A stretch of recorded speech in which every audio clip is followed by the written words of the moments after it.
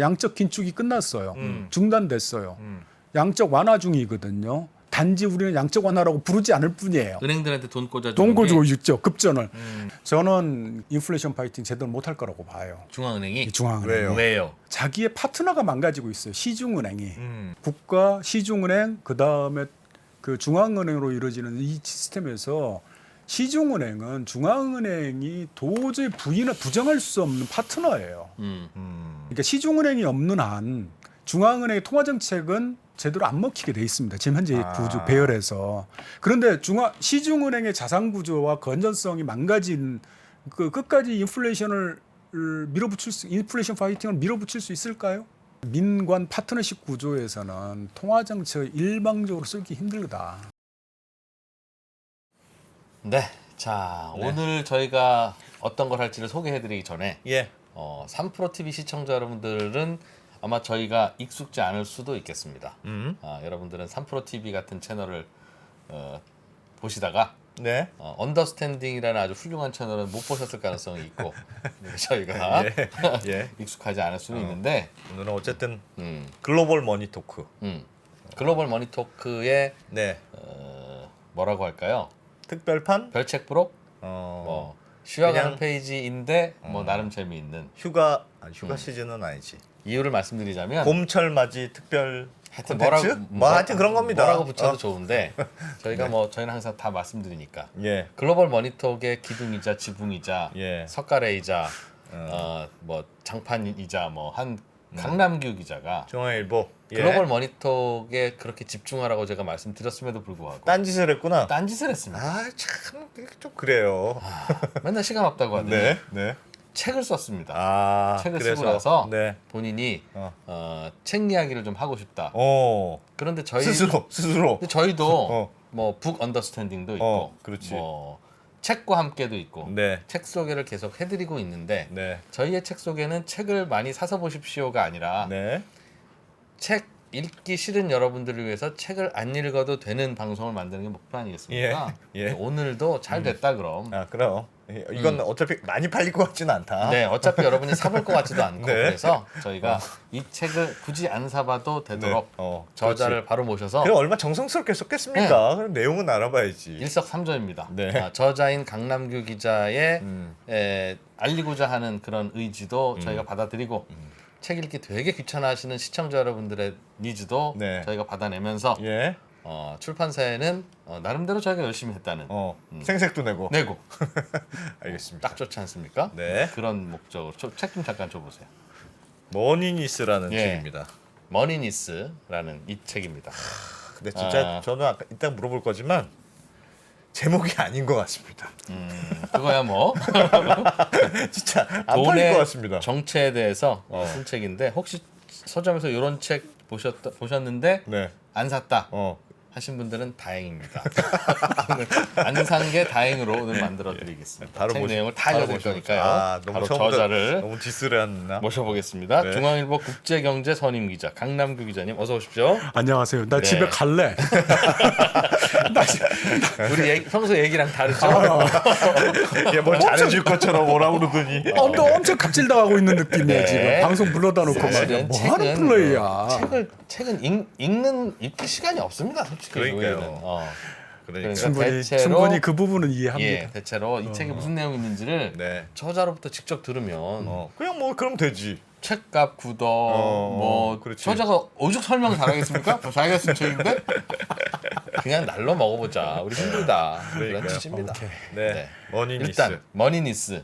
저는 머니니스가 뭔지부터 좀. 그래 제목부터 설명해 주세요. 뭐 그 제목 사실 진짜 이상합니다. 그 머니니스. 해피니스처럼 해피니스. 영어에서 NESS가 붙으면은 네. 그 어떤 구체적인 대상이 추상화되지 않습니까? 추상 명사가 되지 않습니까? 명사는 되죠. 예. 네. 근데 추상 명사가 되는데 이게 돈이란 무엇인가의 의미예요.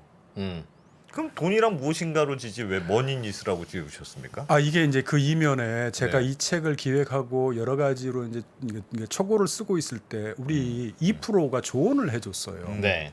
제목은 어렵고 폼나게 지어야 된다.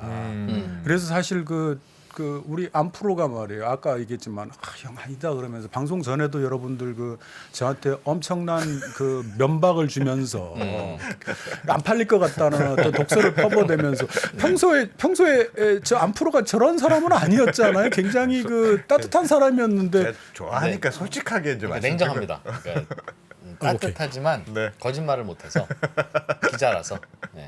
그 사실은 돈이란- 돈의 정체 돈의 한마디로 정체가 하면 뭐. 근데 이제 여기서 조금은 부연 설명을 한다라면은 옵션 가격 모델에서 행사 가격과 기초 자산의 가격의 차이 비율을 얘기할 때 머니니스라는 말을 씁니다. 아, 그런 뜻도 그러니까 있어요. 단어가 있긴 있었네요. 있어요. 어. 있습니다. 그래서 근데 이제 그렇게 그 파생 상품 시장에서 머니니스라는 단어가 쓰이기 이전에 예. 그러니까 이론 경제학자들이 돈이란 무엇인가에 대한 설명을 할 때 이 제한적으로 썼던 용어입니다.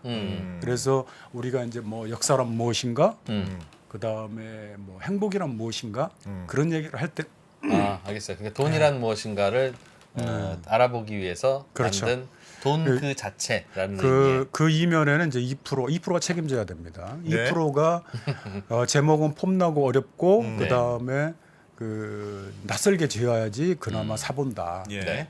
그래서 출판사를 제가 설득했어요. 그렇습니다. 책임져서요. 네. 책임져줘요. 저희 이런 책들의 독자들은 네. 한껏 지적 허영심에 가득한데 예. 그러나 뭐 책을 읽기는 싶지는 않고 그리고 본인들도 이제 많이 알고 계시다고 네, 생각하기 네, 때문에 네. 약간 좀 제목에서 기선제압을 해야 된다. 아, 그래서 당신들 이런 건 모르지 않냐. 그렇게. 필요합니다. 어쨌든 네. 그 좋습니다. 조언을 충실히 따랐습니다. 머니니스. 이 책이 던지는 질문은 돈이란 무엇이냐에 대해서 한 권 내내 파헤친 책이라고 설명이 되어 있는데 네. 돈이 뭐- 뭡니까? 그러니까 그 저자가 직접 돈이란 이런 아니, 겁니다. 그 질문부터 뭐예요? 돈이 뭔지를 왜 알아야 됩니까? 돈은 그냥 돈이지. 그렇죠. 예를 들면 행복이 뭡니까 하면 행복이 난 진짜 뭔지 모르겠어. 뭐 복잡하잖아요. 그러니까 행복이 뭔지 우리가 한번 생각해 보자지만 돈이 뭔지는 우리가 다 알지 않습니까? 근데 돈이 무엇이냐를 왜 물어보냐가 궁금한데. 이게 이 사실은 이렇게 제가 까칠하지. 자기 내 고백에도 이렇게 아니 써놓은 까칠한 게 책입니다. 아니고 중요한 질문입니다. 그리고 알아야 이 책의 기획 의도. 솔직히 얘기하면 네. 책은 쓰고 싶은데 돈에 대해서 쓰고 싶고 그래서 돈에 대해서 썼는데 네. 왜 돈에 대해서 썼냐고 물으면 그 뭐라고 무슨 답합니까? 기획 의도가 있을 거 아닙니까? 그러면 안 기자는 좀 전에 점심 왜 먹었습니까? 배고파서. 비슷한 답이 나올 것 같습니다. 그렇습니까? 국제 경제 전문 기자 아닙니다. 뭐가 있을 수도 있습니다. 아니 들어봅시다. 사실 우리가 이제 뭐 지금도 젊지만은 예. 더 젊었을 때에 무수하게 재테크 기사 썼지 않습니까? 예. 이렇게 하면 돈 벌고 이 종목 사면 돈 벌고 아니 어떤 분야가 유망하고 그런데 그때마다 이제 그런 기사를 써요. 실제로 우리가 말 그대로 해피니스가 뭔지 모르지만 행복하면 되는 거거든요. 네, 네. 행복이 많으면 됩니다. 네. 행복이 크면 되는 거죠. 예. 그러나 이제 가끔은 그 뭔가 밑도 끝도 없이 공중에 붕 뜬 상태에서 허울을 쫓는 듯한 느낌 그런 느낌을 기자 생활하다 보면 느껴요. 예. 그래서 사실은 이제 그게 저의 이제 그 어떤 뭐랄까 기자 30년 차 예. 그가 느끼는 공허감에 대한 어떤 시작에서 출발을 한 거죠, 사실은.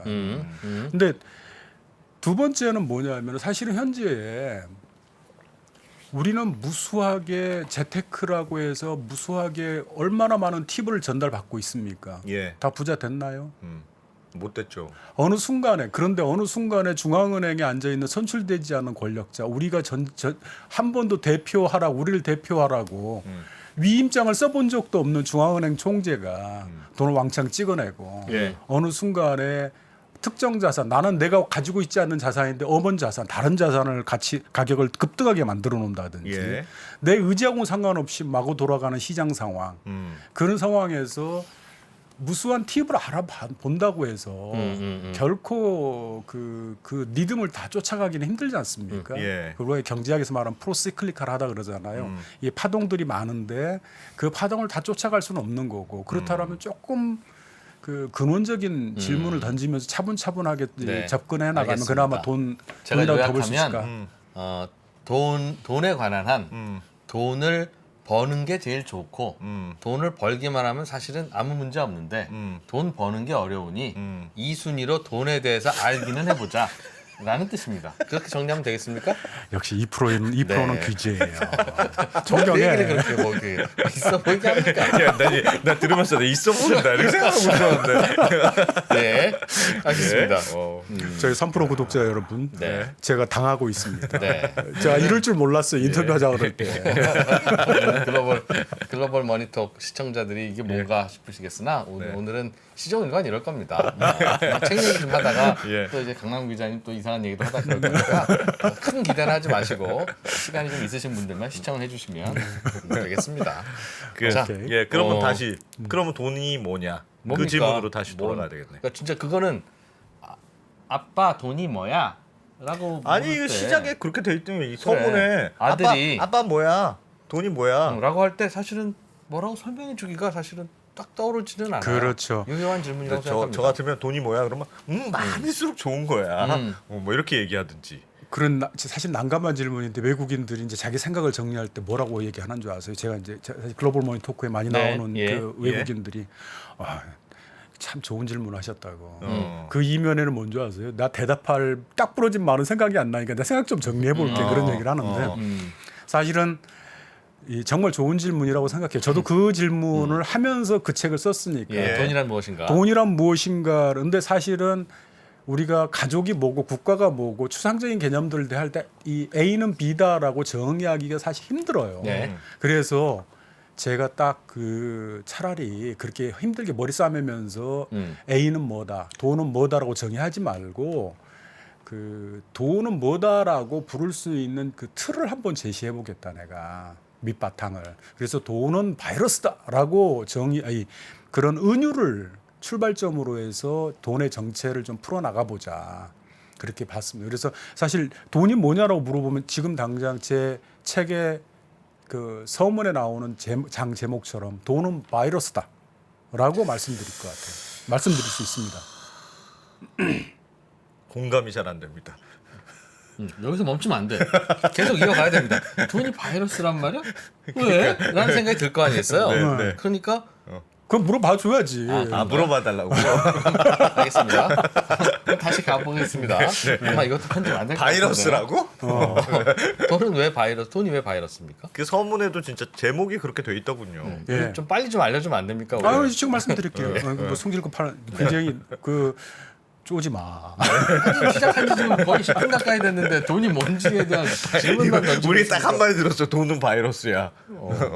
근데 돈은 바이러스라고 말을 하면은 어떤 예. 그 돈의 정체가 좀 드러나는데 예. 돈은 사실은 우리가 이제 경제학 교과서에서 이렇게 보면 경제학 교수들이 이렇게 얘기하지 않습니까? 교환의 수단, 교환의 매개, 그다음 가치 척도, 네. 그다음에 지불 수단 뭐 이런 식으로 얘기를 해요. 예. 근데 제가 이제 책에도 쓴 내용이집니다만 돈의 기능이 한 50가지 정도 된다고 봐요. 지금 현재 예. 온갖 기능을 세분화하면은 그럼 50가지의 기능을 돈 비커에다 넣고 유리병에다 넣고 물 좀 붓고 해가지고 흔든다고 해서 돈이 만들어지는 거 아니잖아요. 네. 그렇게 해서 돈이 만들어지지 않기 때문에 우리가 가지고 있는 언어로서는 돈은 뭐다라고 정의하기 힘드니 예. 돈은 바이러스다라고 하는데 사실은 돈은 사회적 분업 때문에 발생한 자연스럽게 존재하는 어떤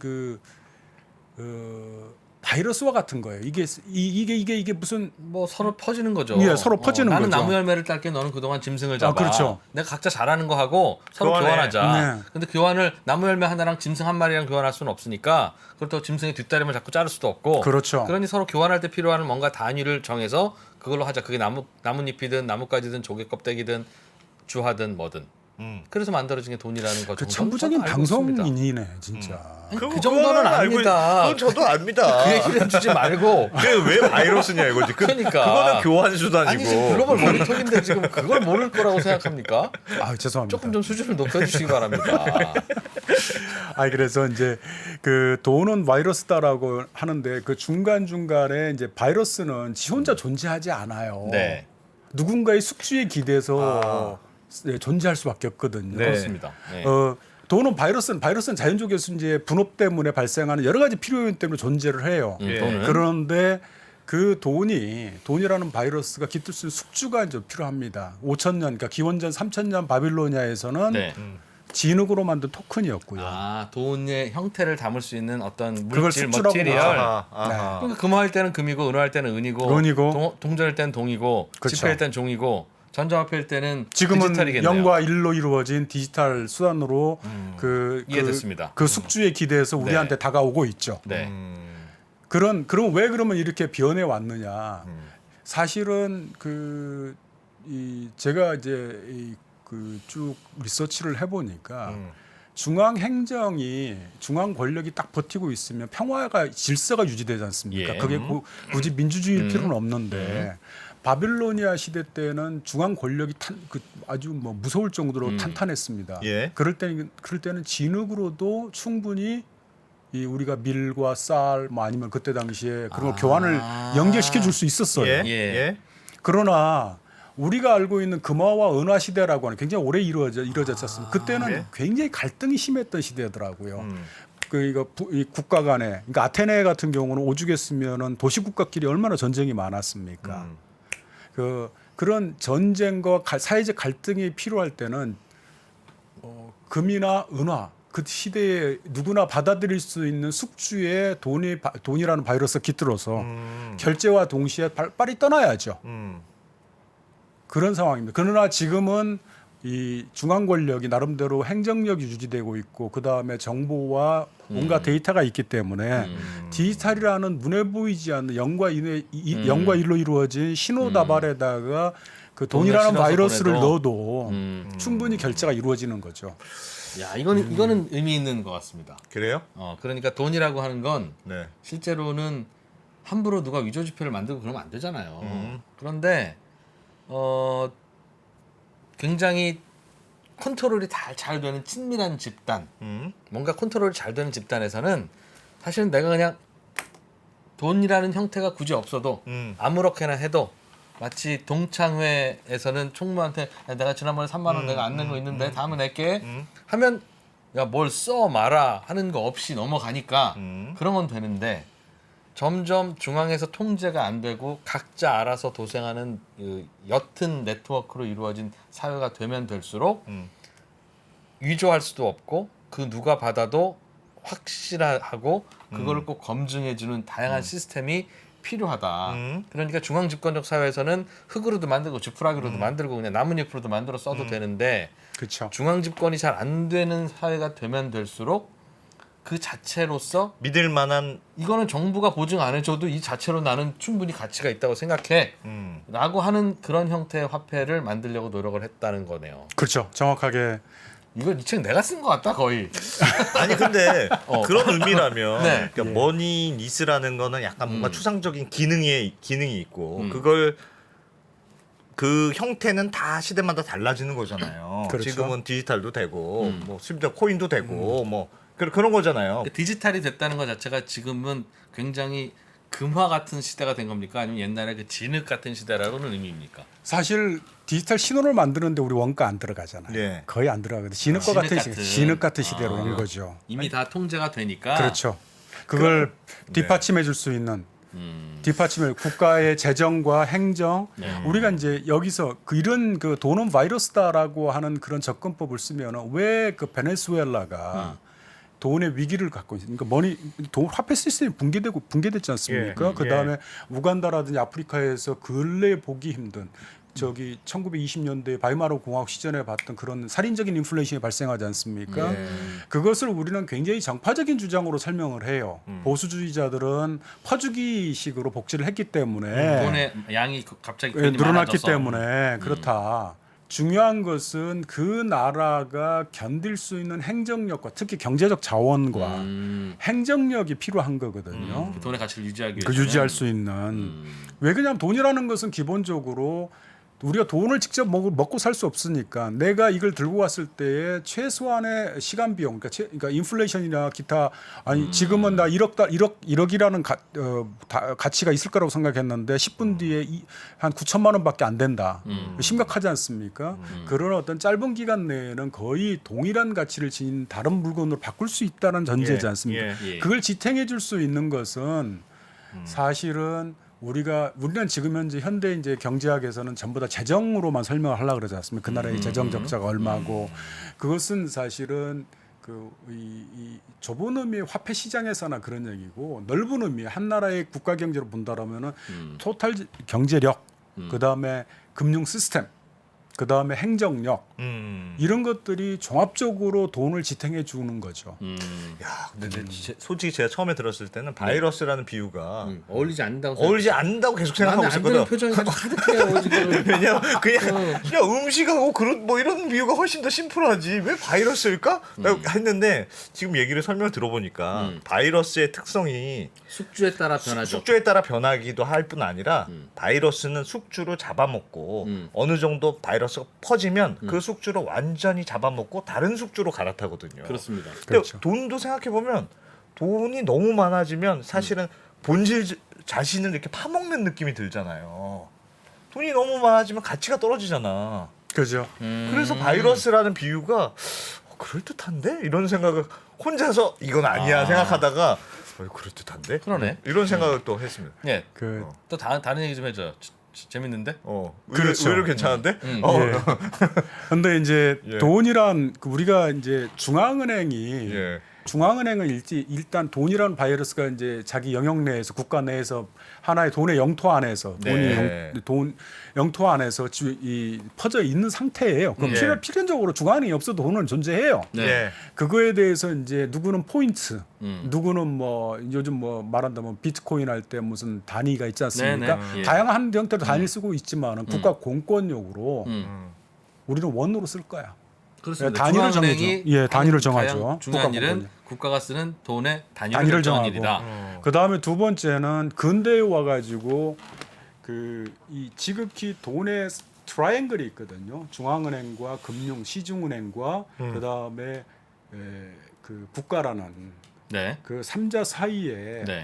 돈이라는 게 시스템이 떠받쳐 있다라고 저는 설명을 하고 싶어요. 네. 그러는데 그 과정에서 그 설명해 주세요. 그 시중은행이 돈을 창출합니다, 사실은. 대출을 해주는 게 그렇죠. 통화를 창출하는 근데 길이죠. 우리는 그걸 이제 번역이 잘못되고 신용 창출이라고 얘기하는데 예. 영어는 머니 크리에이션이에요. 돈을 만들어내는 데예요. 돈을 만들어내는 것을 신용 창출이라는 말은 우리는 신용만 어떻게 빌려주는 크레딧만 창출하는 줄 알아요. 아, 그 근데 머니 크리에이션인데 우리가 번역을 신용 창출로 하는 바람에 진실이 의미가 은폐됐다고 꼬이고 저는 있다? 봐요. 예. 알겠습니다. 사실은 그런 그렇죠. 좀 무슨 말인지는 이상합니다. 알겠어요. 예. 예. 그렇다면은 중앙은행도 하나의 옛날에 태초의 시중은행이었기 때문에 네. 하나의 단위로 정해진 그 약간의 신용 창출의 일부에 머니 크리에이션의 일부에 참여하고 있는 거죠.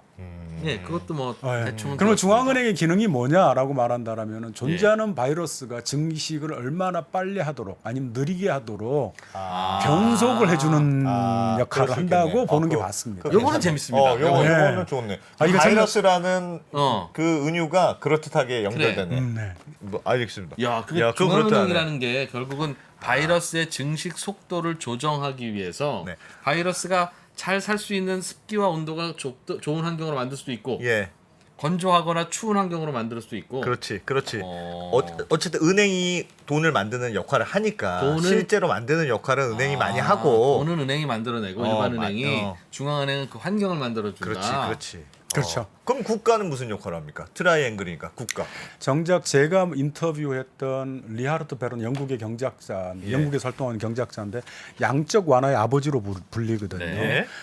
그 양적 완화의 아버지 리하르트 베르너는 우리가 미국과 일본의 중앙은행이 했던 양적 완화가 진정한 양적 완화라고 얘기하지 않아요. 예. 굉장히 그러니까 직접 코테이션으로 나의 양적 완화의 개념을 빌려다가 거짓 정책을 썼다. 그 얘기는 무슨 얘기냐면은 돈이라는 바이러스를 존재하는데 머니 크리에이션이 잘 되도록 하는 게 중앙은행의 역할인데 거기다 대고 자기가 돈을 일방적으로 많이 쏟아 부어요.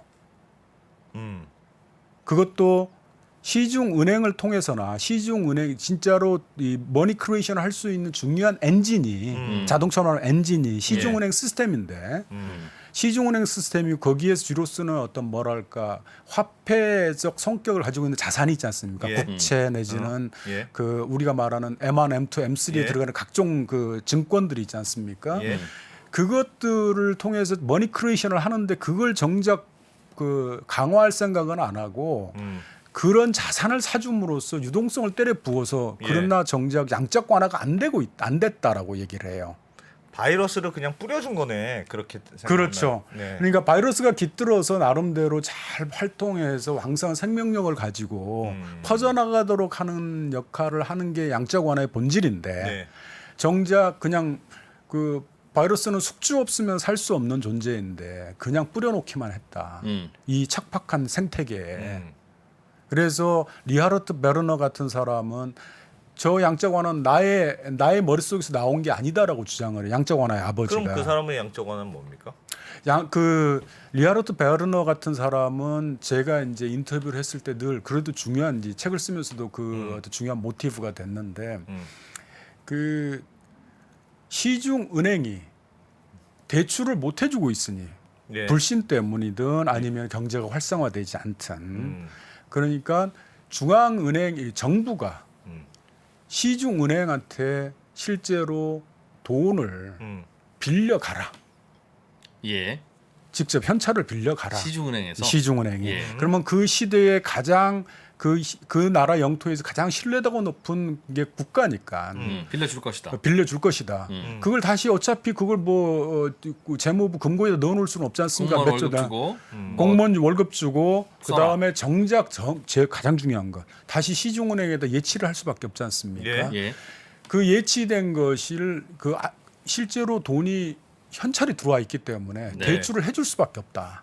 예. 그래서 머니 크리에이션은 유가증권을 시장에서 중앙은행이 사준다고 해서 되는 게 아니고 국채나 정작 시중은행의 계좌에 그 빌리고 또 계좌를 활용한 머니 크리에이션 신용 창출이 되도록 해줘야 된다. 이것도 재밌다. 네.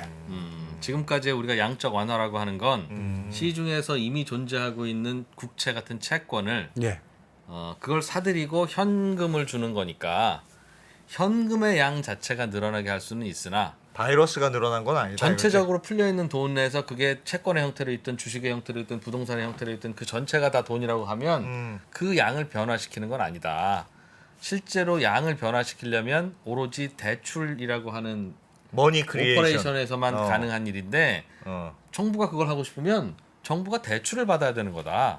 그래야 그건 돈이 맞는 늘어나지. 말이네. 사람들이 사실은 이미 그 있는 이면에 돈으로- 예. 예, 그 네, 대목에서 그거 이제 재밌네요. 우리가 제가 이제 나름대로 고안한 컨셉이라고 개념이라고 하는 머니 네. 트라이앵글. 예. 사실 그 화폐는 돈은 근대 국가가 등장하기 이전에도 존재했다 그랬지 않습니까? 예. 근데 근대 국가에서 특히 서구에서 중앙은행이 탄생하는 배경을 좀 봐야 됩니다. 사실은 그 전에는 주화는 코인은 은화 금화는 국가만이 독점적으로 발행을 발행할 했지 수 있죠? 않습니까? 예. 예. 주조청. 근데 돌연 근대 초기에 17세기에 거치면 전쟁 기간에 거치면서 이제 시중은행이 예. 부분 지급 보증 시스템 우리가 지급준비금이라는 걸 시중은행이 터득을 하지 않습니까? 예. 그 집단 창작이라고 얘기를 하거든 역사적으로. 집단 지성이 작용을 해서 우리는 그 로스차일드나 유명한 어떤 그럴듯한 뱅킹 하우스를 얘기를 하지 않습니까? 그거는 대부업이고요. 돈을 좀 빌려주고 거금을 뭐 융통한 한 거고 실제로 근대 금융, 근대 시중은행의 창출을 누구로 보냐면은 영국의 골드스미스가 단일 점포 이름도 없는 그런 집단 창작이 이루어진 배경, 집단 창작의 결과가 부분 지급 준비금 시스템이거든요. 예. 예. 내가 받은 1억이라는 예금을 한 2천만 원만 남겨놓고 8천만 원을 다시 대출해주는 사실은 그거 황당한 거죠. 황당하죠. 그 고객은 예금자는 저 돈이 은행 금고에 잘 있을 거라고 생각을 하고 예. 언제든지 굉장히 불완전한 도박을 하고 시작을 했거든요. 예. 근데 어느 순간 이게 수지가 돈이 벌린다는 걸 깨닫는 영국의 그 단일 점포은행, 그 금세공업자들이 하는 예. 그 집단이 이 사이에서 이 부분 지급 준비금 시스템이 소리 없이 퍼져나갑니다. 네. 그 과정에서 머니 크리에이션이 이루어지기 시작을 했어요. 그렇지. 남는 예. 돈 대출해주기 시작하니까. 그렇죠. 예. 그랬는데 이게 어느 순간에 금융 위기를 발생을 시켜요.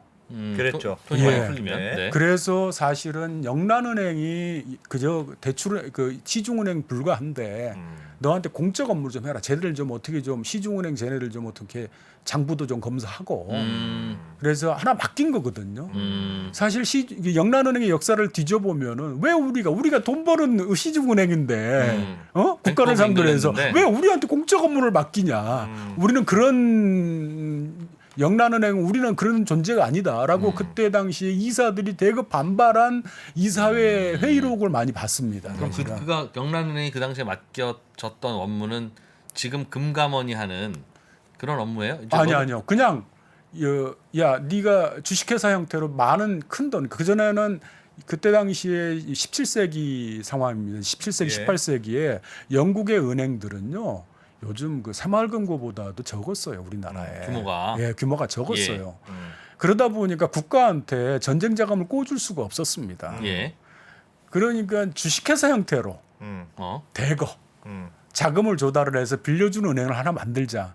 그게 중앙은행은 아니었어. 그냥 시중은행 가운데서 큰 규모 국가를 상대할 수 있는 그걸 만들기 위해서 영란은행을 키웠고 키웠는데 조물애기들 관리하는 일도 맡겼다면서요? 아니요. 그것은 좀 전에 맡겼다고 그랬잖아요. 그거는 한 200년 정도 흐른 다음에 이후에 나중에. 나중에 처음에는 안 그랬는데. 처음에는 죄송합니다. 전혀 그렇지 않았습니다. 그래 제대로 설명했습니다. 그러니까 큰 은행을 때 하나 만들었고 만들었죠. 그거는 국가가 대출을 받기 위해서 그 규모를 키워놨는데 200년쯤 후에 조물애기 전당포들이 지들이 은행인 것처럼 금 그렇죠. 맡겨놓고 금 보관증 주고 또 대출해주고 이 짓을 하고 있으니 뱅크 오브 잉글랜드야 니네가 쟤들 좀 어떻게 관리 좀 해봐. 거기서 어떻게 관리 좀 해봐라고 하는 게 뭘 관리하라는 거예요 그럼? 그러니까 자본주의 시장 경제에서 대가를 줘야 누군가 장부를 열어볼 수 있지 않습니까? 예. 그래서 조그마한 조물애기 은행들이 위기에 빠졌을 때 급전을 대주는 걸 해줄 테니까 평상시에 너희들 장부 좀 열어볼 수 있도록 해. 위험한 대출 해주느니 그렇죠. 이금 찾으러 올 때 어느 정도 돈을 갖고 있는지 여부. 그렇죠.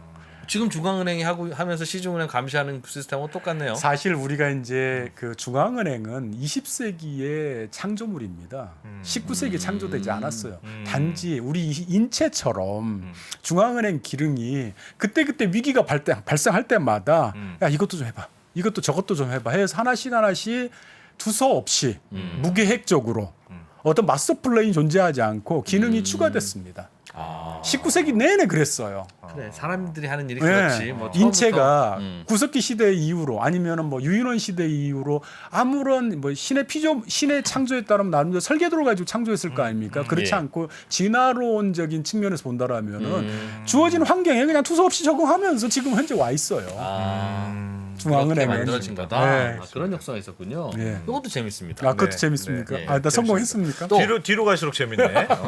또 재밌는 예, 건 뭐 예, 있습니까? 예. 자칫하면 그래서- 책을 사보기 때문에 안 됩니다. 여러분 대부분 나왔습니다. 이제 뭐 더- 80% 정도 뭐- 나온 것 같은데. 야 이거 조금만 얘기했는데 이게 재밌단 말이야? 아닙니다. 여기서 진짜 재밌는 거 골라서 얘기해 드리는 거니까 또 재밌는 거. 네. 우리가 이제 그 종이돈으로 100% 이제 참 가치라고는 내재 가치라고는 없는 종이에다가 돈이라는 바이러스가 깃들어서 각국은 달러로 부르기도 하고 어떤 나라는 예. 뭐 프랑이라고 부르기도 하고 지금 유로 그다음에 한국 원화라고 부르지 않습니까? 그 예. 종이돈 시스템으로 이전하던 계기도 주먹구구였습니다. 우리가 브레튼 우즈 시스템이 1971년 닉슨 쇼크에 의해서 예. 붕괴되지 않습니까? 예.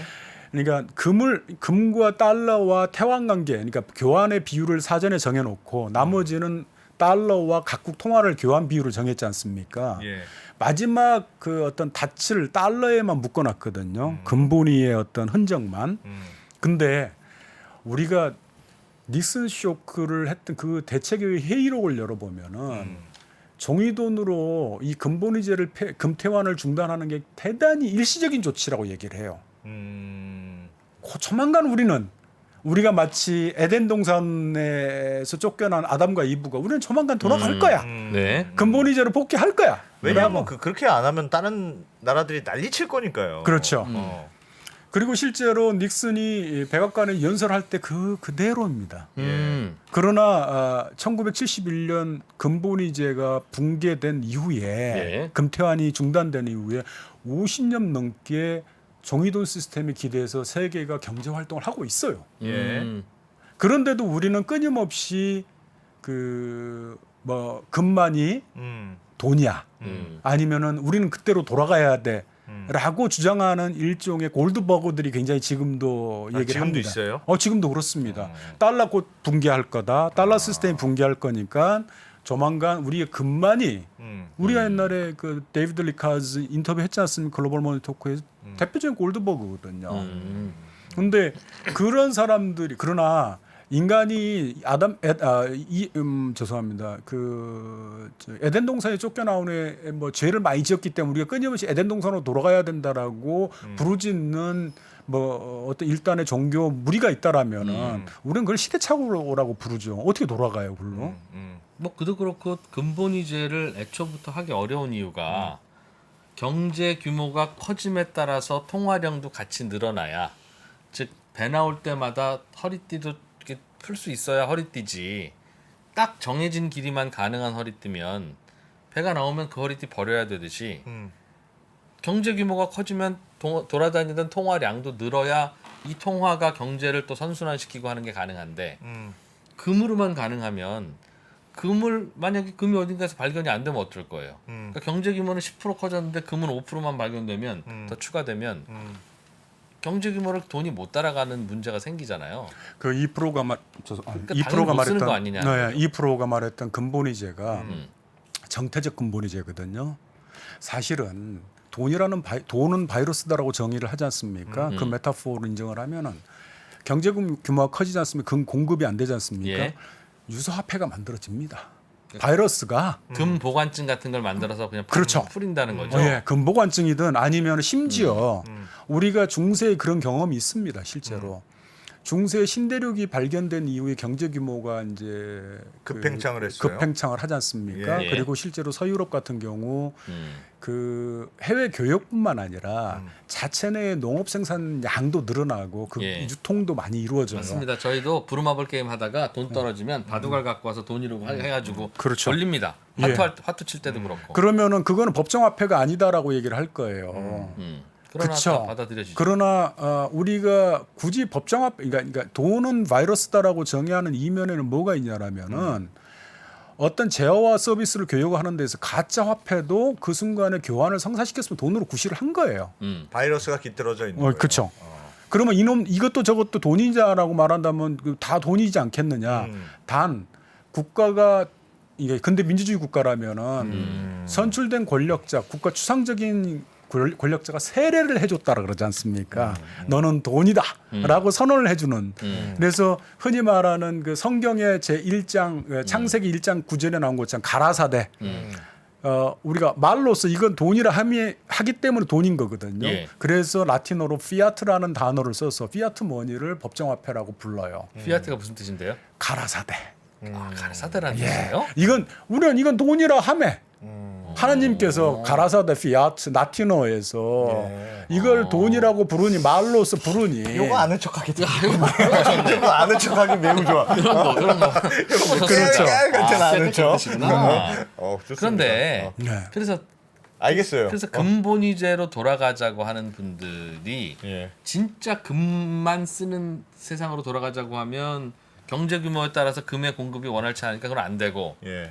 야 그러니까 꼭 금만 쓰자는 게 아니라 금 보관증도 쓰고 금이 모자라면 다른 걸로도 쓸 수 있어 라고 한다면 그건 근본위제가 아니라 그렇죠. 지금의 그냥 지폐 시스템과 다를 바 없는데 굳이 왜 돌아가자고 그래요? 근데 뭐 아주 훌륭한 지적인데 예. 근본위제 하면은 많은 사람들이 근본위제 특히 그 우리 이제 코인충이라고 부르지 않습니까? 비하해서 네. 비트코인이나 그런 사람들이 얘기하기를 현대 중앙은행이 너무 토만을 안 발하니까 버블이 발생하고 버스트가 발생한다고 얘기를 해요. 그러나 우리 1825년에 이 근본위제가 복귀한 이후에 영국에서 1825년에도 통화 증발이 발생을 했어요. 금 없는데도 근본이제인데도 인데도 말만 인데도. 근본이제고 그렇죠. 금 없어도 돈을 막 더 찍어내거나. 돈을 더 찍어냈죠. 그러니까 그렇게 할 거면 그리고 굳이 왜? 버블이 자산 버블이 근본이자에서도 훌륭하게 달아올랐어요. 그리고 인플레이션도 사실은 그럴 수 있을 것 근본이자 하에서도 발생을 했어요. 아니 어차피 금이라는 건 맡겨놓고 맡겨둔 돈으로 자꾸 돌리는 거니까 그 꼭 이거 말고도 하여튼 대출과 그래서 예금이 돈은 있으면 바이러스는 돈이라는 바이러스는 머니가 창출되겠죠. 틈만 보이면 우리 그 어떤 바이러스가 틈만 보이면 침투하지 않습니까? 예. 틈만 보이면 침투합니다. 심지어 근본이제라고 하는 하는 곳에서도 데에서도요. 침투한다. 그래도 꼭 돌아가는 게 좋다는 거를 이해하진 못하겠어요. 그러니까 그렇죠. 그러니까 우리가 그러나 돌아가자고 하는 마치 근본이제는 그걸 이제 우리는 시대착오적이라고 얘기를 할 수밖에 없는 게 네. 인간이 에덴 동산에서 나오는 순간 타락했기 때문에 에덴 동산으로 돌아가자는 얘기는 에덴 동산에서 나온 지 영겁의 세월이 흘렀어요. 그 사이에 문명도 이렇게 뭐 빌딩도 짓고 온갖 또 경찰서 시스템도 만들고 치안 시스템도 만들어서 어떻게 다시 서로 간에 돌아가냐. 나쁜 짓을 규제도 하고 통제도 해와요. 그런데도 살인 사건이 나고 무슨 뭐 욕망에 들끓고 욕정에 들끓어요. 그렇다고 해서 그런 현실을 다 뒤집어서 롤백 한다 그러지 않습니까? 되감아서 에덴 동산으로 넣을 수 있을까요? 저는 불가능할 거라고 봐요. 근본이제에 주장하는 분들의 허상. 그렇죠. 알겠습니다. 그건 알겠어요. 또뭐 그냥 뭐 들어줄만해? 아주 재밌지는 않은데. 그러면 뭐 우리가 이제 대충 알겠어요. 머니가 바이러스는 게 이게 납득이 됐어. 그럴 듯한 것 같아요. 그러면 이거를 알면 뭐 지금 하는데 뭐 유용함이 있습니까? 그러니까 뭐 어쩌자는 겁니까라는. 유용함이 있냐? 이제 지금 다 재밌었다. 알겠으니까. 재밌었다. 그냥 재밌는 거냐? 어. 아니면 뭐 지금 뭐 하고 지금의 연준을 뭐 이해하는데 도움이 된다거나. 네. 뭐 그런 거 있습니까? 너무 길게 했지만 다음에 재밌는 얘기 또 있으면 해주세요라는 뜻입니다. 그냥 부담 없이 다음 지금 얘기하시면 됩니다. 인플레이션 파이팅을 하고 있지 않습니까? 네. 인플레이션 파이팅을 하고 있는데 저는 뭐 이거 제 직관이고 저의 띠오리죠. 이론이라고 네. 예. 얘기를 하죠. 저는 그 인플레이션 파이팅 제대로 못할 거라고 봐요. 중앙은행이 이 중앙은행. 왜요? 왜요? 간단하게 말하면은 첫 번째 우리는 어. 중앙은행이 돈줄을 재면 지금 벌써 벌어지고 있지 않습니까? 예. 자기의 파트너가 망가지고 있어요. 시중은행이. 시중은행에 지금 미국 같은 경우 금리를 급격하게 올리는 바람에 예. 평가 손실이 그러니까 수면 아래에 있는 손실이 6,600 지금 현재 뭐 한 6,600억 달러가 쌓여 있다고 해요. 네. 예. 시중은행의 자산에서. 예. 그 다음에 금리가 급등하니까 예금에서 거의 그 무이자로 예금돼놨던 그 몇천억 달러가 MMF로 튀었어요. 긴축하고 있는 와중에 MMF 자산이 급격하게 늘어나고 있어 머니마켓 펀드에. 예. 그러니까 은행 실제 예금이 많이 안 빠져나가서. 주니까. 예. 그러나 시스템 근대 화폐 시스템을 근대 돈이라는 그 바이러스를 지탱해주는 시스템 눈에 보이지 않는 시스템 머니 트라이앵글 가운데에서 국가 시중은행 그 다음에 그 중앙은행으로 이루어지는 이 시스템에서 시중은행은 중앙은행이 도저히 부정할 수 없는 파트너예요. 중앙은행이 그러니까 시중은행이 없는 한 중앙은행의 통화 정책은 그 제대로 안 먹히게 돼 있습니다. 지금 현재 구조 배열에서. 그런데 시중은행의 자산 구조와 건전성이 망가진 그 끝까지 인플레이션 파이팅을 밀어붙일 수 있을까요? 은행이 마치 이제 자기 자식처럼 은행이 망가지는 걸 도저히 못 본다. 네. 중앙은행 입장에서. 금리가 올라가면 은행이 늘 망가집니까? 지금 특히 이제 미국과 같은 경우 은행이 고전적인 어떤 예금을 받아서 대출해주는 그런 어떤 고전적인 은행에서 상당히 많이 벗어나 있습니다. 이른바 예금을 유치한다 그러지 않아요. 돈을 사온다라고 얘기를 합니다. 그 말이 그 말이니까요. 예. 네. 금리를 주고 이자를 주고. 아니 그게 아니고 이제 각종 CD라든지 예. 이 유가증권을 내놓고 예. 돈을 사옵니다. 예. 그 얘기는 뭐냐면은 그 자산이 이 증권화돼 있어요. 증권화돼 있으면은 이 시중금리가 높아졌을 때 시중금리가 됐을 때 이 자산의 가치가 떨어졌을 때 은행의 건전성은 망가지게 돼 있어요. 머니 크리에이션이 안 돼요. 줄어들어요. 안 되는 게 아니고 엄청나게 훼손이 됩니다. M2 공급량이 총통화 공급량이 이 2차 세계대전 이후 처음으로 줄어들고 있어요. 요즘요. 요즘요. 어디에서요? 미국에서요. 미국에서? 미국에서. 그 말은 은행이 대출이라는 업무를 제대로 못 하고 있다는 뜻이네요. 그 얘기는 뭐냐면은 자기가 가지고 있는 지금 자기 코가 석자니까 대출하고 자시고 없는 거죠. 자기 예, 혼자 살아야 예. 되니까. 예. 그렇다면은 지금 현대 돈의 시스템은 민관 파트너십 구조거든요. 예. 실제로 돈은 민간 기구인 시중은행이 창출을 해요. 그 얘기는 해주셨죠. 예, 중앙은행이 국가로부터 위임받는 위임받은 그 권한으로 중앙은행이 속도 조절을 해주는 구조예요. 예. 중앙은행은 시중은행이 없으면 시중은행 시스템이 없으면은 중앙은행은 전리금과가 없고요. 통화정책을 쓸 수가 없어요. 그러니 시중은행이 타격을 받는 금리 인상을 무한정 끌고 갈 수는 없는 없을 거죠. 것이고. 그러나 시중은행은 또 대표적인 채권자이기 때문에 예. 채권의 가치가 될 수밖에 없는 인플레이션을 싫어하죠. 예. 그러나 반면에 뒤편에서는 자기가 가지고 있는 유가증권의 가치가 단기적인 긴축 상황에서는 망가지기 시작합니다. 그리고 돈은 빠져나가고요. 그리고 당연히 총통화가 줄어들면 아주 고전적인 그 지표지만 지금 거의 뭐 중요도가 한참 떨어졌지 않습니까?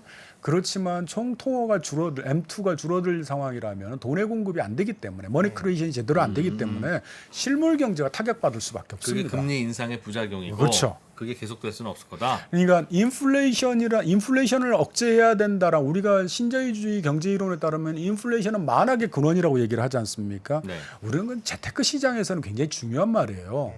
그러나 국가 경제 측면에서 본다라면은 그 인플레이션을 억제하는 것은 여러 가지 경제의 덕목 가운데 하나일 뿐이거든요.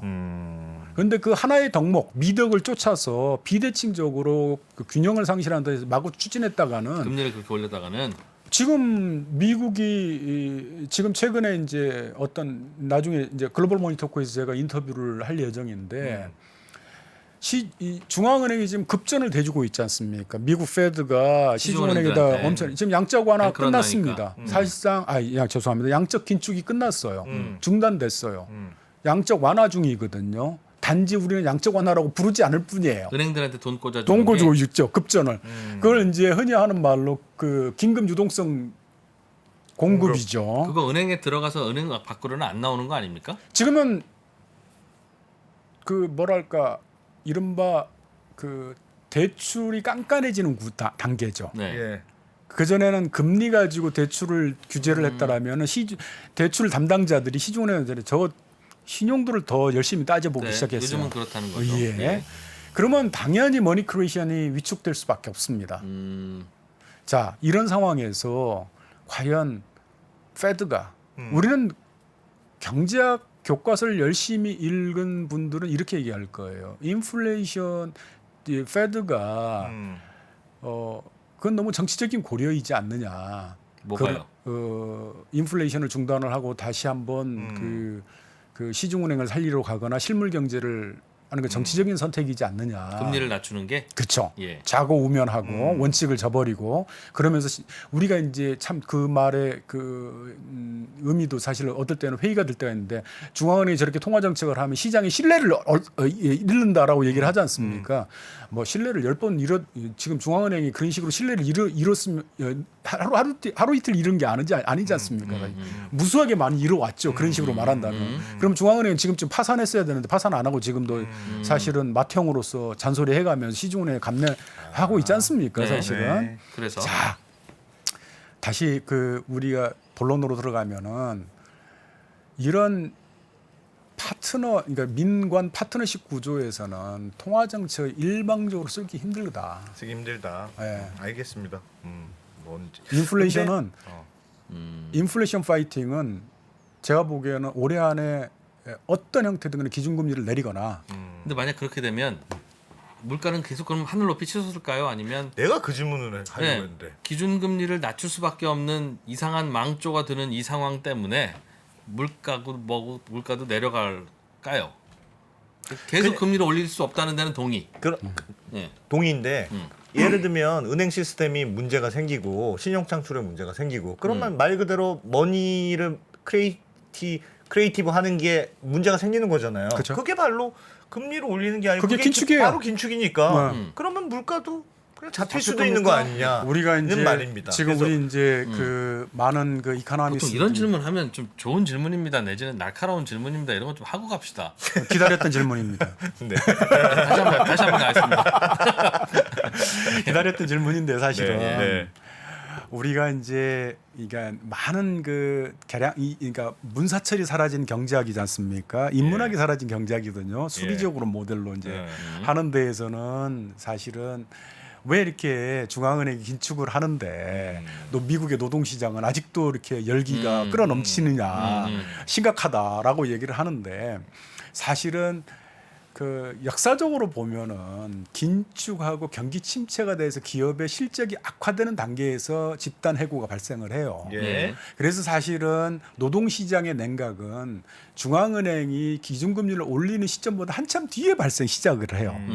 그런 약간 후행성이거든요. 예, 예. 역사적으로 보거나 그러면은 그런 거 없이 우리는 이제 무수한 페드가 긴축을 하는데도 노동시장은 활성화돼가지고 인플레이션 억제가 안 된다라고 얘기를 하는데 실천하실 수 있을 것 같아요. 그렇지는 않고요. 예. 사실은 지금 그 페드가 다시 쏟아붓기 시작하는 백스톱이라고 이제 그 소고를 쓰는데 위기의 유동성을 때려 넣는다고 해도 신용 경색이 발생할 수밖에 없다라는 예측이 나오기 시작을 했어요. 예. 그 얘기는 뭐냐면은 범시중은행 시스템이 통화 공급 머니 크리에이션을 줄인다. 그 지금 현재는 그 질적인 그러니까 비금리 조건, 그러니까 대출 조건을 까다롭게 하는 거죠. 이자 말고.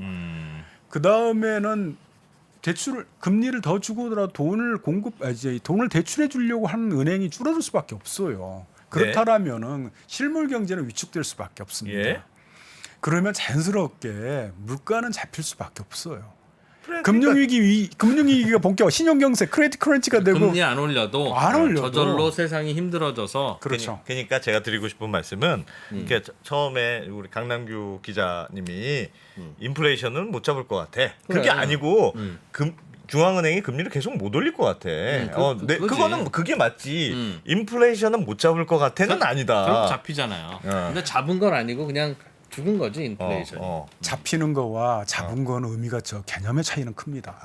근데 아마도 중앙은행이 금리를 올려서 인플레를 잡는다는 그 전략의 본질이 금리를 올려서 실업률도 높이고 세상을 힘들게 만들어서 그냥 물가가 죽게 만든다. 그렇지. 그 말인 거예요. 그러니까 결국은 근데 사실은 마찬가지. 그 그 이면에 전달 경로가 있지 않습니까? 네, 무수한 전달 경로가 있거든요. 그렇게 될 것이다. 그런데 우리는 전달 경로를 생략하고 어느 순간에 중앙은행이 전지전능한 언어로 표현하기 시작을 했어요.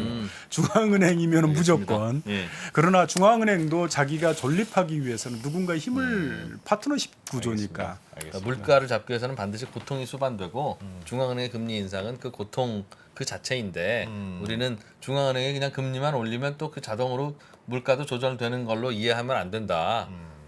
뭔가 얘기 같습니다. 그 메디슨이 아니라 그냥 우격 다짐인 거다. 중앙은행이 하는 일은. 방금 얘기는 한 평타쯤 되는 거. 생각나다. 네. 강남규 기자가 예. 직접 쓴 머니니스. 머니니스.